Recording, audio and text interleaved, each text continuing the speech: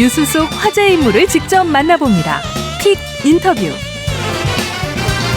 네, 총선 화제의 당선인을 만나보는 릴레이 인터뷰. 이번에 만나볼 분 역시 삼선 고지에 오른 분입니다. 더불어민주당 경기 용인정 이현주 당선인이 전화로 연결돼 있습니다. 당선인님 나와 계시죠? 네, 안녕하세요. 네, 당선 축하드리겠습니다. 감사합니다. 네, 복당하신 지 얼마 안 돼서 이제 당선까지 정말 짧은 시간 안에 많은 일들을 겪으셨는데 의미가 더 남다르시지 않을까 싶어요. 당선 소감 들어보겠습니다.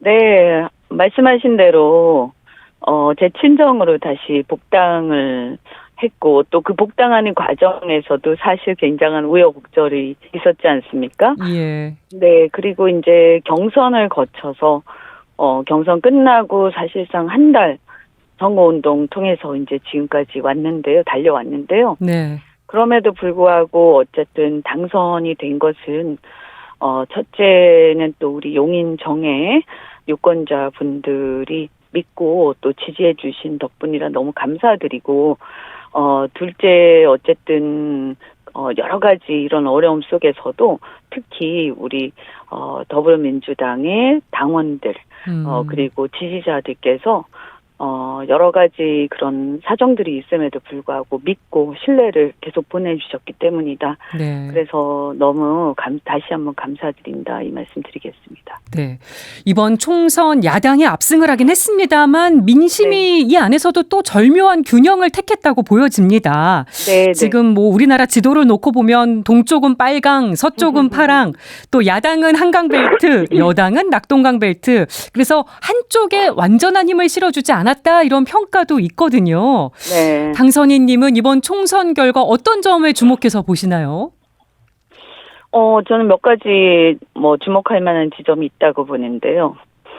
우선은 뭐냐 하면 200석이 넘게 되면 사실상 이제 입법부긴 하지만 국회에 의한 사실 국회에 막강한 권한이 주어지면서 어떻게 보면 우리가 내각제 국가라고 한다면 정권 교체에 해당되는 거거든요. 네. 네, 그래서 불신임이 일어난 거라고 봐야 되는데요. 그런데 보면 이제 200석에 거의 근접은 했지만 조금 못 미치는.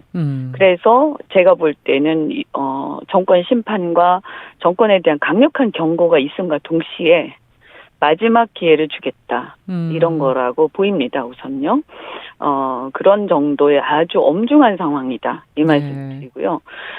두 번째는 낙동강 벨트 굉장히 근접해서 사실 지금까지 보면 민주당이 PK 지역에서 그렇게까지 치열하게 접전을 전 지역에서 벌인 적이 없었거든요. 예. 네, 일부 한두 군데만, 한 몇 군데만 그랬었죠. 그런데, 이렇게 치열하게 접전을 벌이면서 득표로 본다면 거의 대등한, 경쟁을 했습니다. 다만 아쉬운 것은, 결과적으로는 마지막에 결집이 일어나면서, 보수층 결집이 일어나면서, 사실은 당선자 숫자에서는 기대에 못 미치는 그런 상황이었고요. 또 이제 한강벨트로부터 시작해서 강남과 분당 이런 어떤 쭉 그런 이제 부분에 있어서는 조금 막판에 이렇게 조금 그 여론조사나 이런 흐름이 다시 꺾이는 그런 결과가 있었다고 보는데요. 저는 이 부분에서 이제 이런 우리가 얻어야 할 교훈 같은 경우는 이렇게 정권 심판의 열기가 굉장히 뜨거웠음에도 불구하고 PK 지역, 강남 영향권에 있는 그런 지역들도 그런 어떤 정권 심판에 동조는 하지만 그러나 민주당에 대해서 일말의 어떤 갖고 있는 불안감 이런 것들이 작용한 것 같아요. 그래서 그 영향이 사실 아까 말씀드린 강남과 분당벨트 이렇게 하면서 저희 지역 같은 경우도 저희 지역이나 그 옆에 수지 부승찬 의원 당선자가 싸웠던 그 수지 같은 경우에도 어떻게 보면 분당 영향에 조금 받는 지역이거든요. 북쪽은요. 예. 그래서 이런 지역들이 이제 뭐냐, 결국에는 부동산이 굉장히 민감한 지역들이거든요. 네, 그래서 부동산과 관련 세금에 되게 민감한 지역들인데, 어떻든 우리 당이 이런 투기라든가 잘못된 어떤 경제에 대해서는 굉장히 단호하게 임하되, 네. 그러나 중산층들이 일반적으로 걱정하는 응징적인 혹은 이제 좀 과도했던, 과거에 보면 그런 정책들에 대해서는 좀 더 세밀하게 보고 불안감을 해소시켜줄 필요가 있다 하는 생각을 해봅니다. PK 네. 지역 같은 경우에는 민주주의를 지향하지만 보수세가 있는, 특히 안보에 있어서요. 그래서 그 부분에서도 마지막에 어떤 일말의 불안감으로 인해서 제가 판단할 때는 상대층에 오히려 결집이 일어났다. 예. 그래서 이 부분에서도 마찬가지로 민주당이 수권 정당으로서 좀 더 안정적인 모습을 보여줄 필요가 있다라는 생각을 해봅니다. 네. 윤석열 대통령이 총선 참패의 영향으로 이제 인적 쇄신을 준비하고 있는 걸로 보이는데, 대통령 비서실장 후보군으로 이동관 전 방송통신위원장이나 장제원 의원 등이 거론되고 있습니다. 요건 어떻게 보시는지 궁금해요. 그게 인적 쇄신인지 다시 한번 국민들한테 물어야 될 것 같고요. 예. 쇄신은 아니죠. 이미 이동관 위원장 같은 경우는 굉장히 논란을 일으키고 낙마를 사실상 했던 사람이고요. 잦은 사퇴했었죠. 네. 그건 낙마라고 해석을 해야죠. 네. 그리고 장제원 의원 같은 경우에도 윤핵관의 대표적인 인사로 꼽히면서 스스로 물러난 사람 아닙니까? 예. 한 발 뒤로. 그것이 이제 자이든 타이든 가네요. 그런데 다시 회전문 인사를 한다라고 하면 그 자체도 굉장히 심각한 문제지만, 지금 시점이 어떤 시점? 아까 제가 말씀드린 것처럼 내각제였으면 이것은 정권 교체를 의미하는 것이다, 사실상. 예. 이런 상황인데, 근데 여기서 그런 인사를 한다라고 한다면 전혀 총선의 민의를 깨닫지 못한 결과라고밖에 볼 수가 없고요. 네. 설마 그렇게 하겠냐라고 저는 생각하지만, 가끔 보면 윤 대통령께서는 설마 그렇게 하겠냐 하는 것을 실제로 하는 것을 제가 봤기 때문에 한번 지켜보겠다. 그런데 저는 이번 총선에서의 민의를 우리가 단순히 무슨 어떤 백성이라든지 또는 어떤 민의라는 차원에서 보면 곤란하다. 무슨 의미냐 하면 국민, 즉 대한민국 민주공화국인데 이 주권자로서의 국민들이 주권자로서의 권리를 수임자에 대해서 행사한 거예요. 예.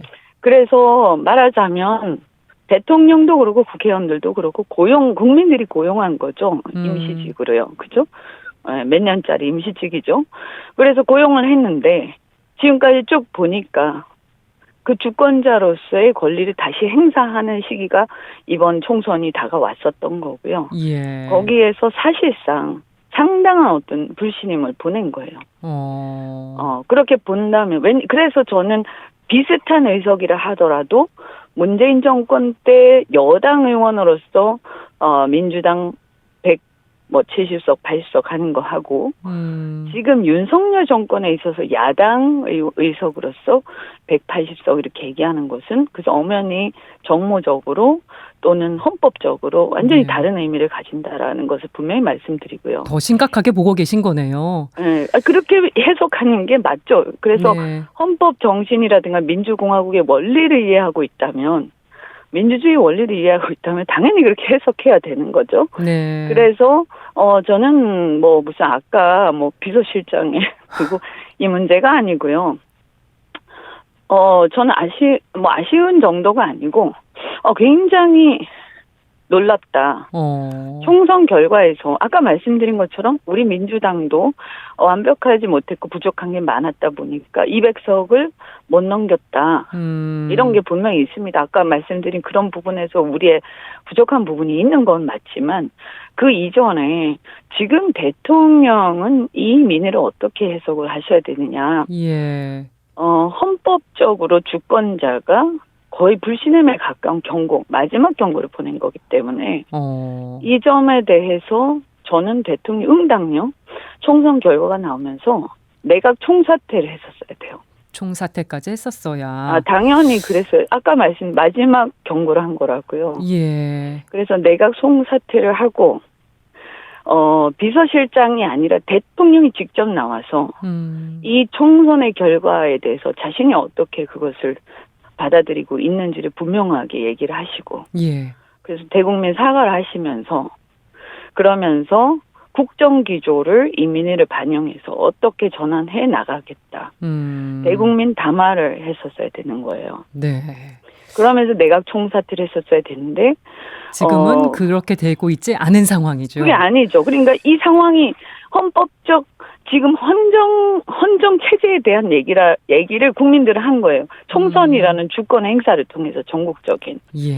그런데 그 주권자들이 헌정 체제에 대한 문제 제기를 했는데 그 수인자인 대통령이 그 헌법 정신에 대한 수준에 상응하는 답을 한 게 아니라는 거예요. 네. 그래서 그 총리와 몇몇 사람들이 개인적으로 사퇴하는 수준에서 그치고요. 그리고 비서실장이 나와서 사과 비스무리한 얘기를 하면서 그러지 않았습니까? 지적을 그죠? 해주셨습니다. 네, 그러면 우리가 국회의원도 마찬가지지만 정말 대국민 사과를 해야 되는 시점에 보좌관을 내세워서 사과를 한다라고 했을 때 그것이 어떻게 받아들여질까요, 국민들한테? 예. 알겠습니다. 오늘 시간이 다 돼서 아쉽지만 여기까지 말씀을 들어야겠네요. 네. 지금까지 더불어민주당 경기 용인정 이연주 당선인 만나봤습니다. 오늘 말씀 잘 들었습니다. 고맙습니다. 네, 감사합니다.